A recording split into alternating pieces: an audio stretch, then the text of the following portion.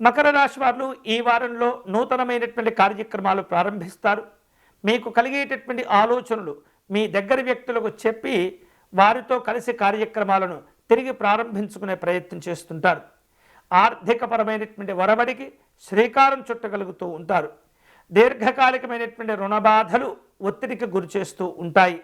వాటి నుండి బయటపడేందుకు తీవ్రంగా ప్రయత్నాలు చేస్తుంటారు. సంతానము విద్యా సంబంధమైనటువంటి అంశాల్లో అనుకూలంగా ఉంటుంది. శుభవార్తలు కలిసి వస్తాయి. సమాజంలో పేరు ప్రఖ్యాతులు కూడా సాధించుకోగలుగుతారు. కొన్ని వ్యవహారిక విషయాల్లో ప్రణాళికాబద్ధంగా ముందుకు సాగటం వలన విశేషమైనటువంటి లాభాలు కూడా కలిసి వస్తుంటాయి.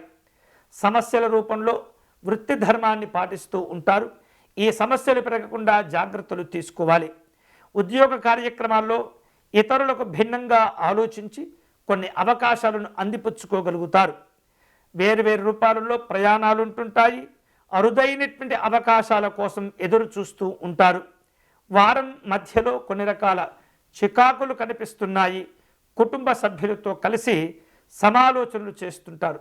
ధనం విషయంలో ఇబ్బందులు లేకుండా జాగ్రత్తగా ఉండండి. శక్తికి మించినటువంటి హామీలు ఇచ్చి ఇబ్బంది పడుతుంటారు.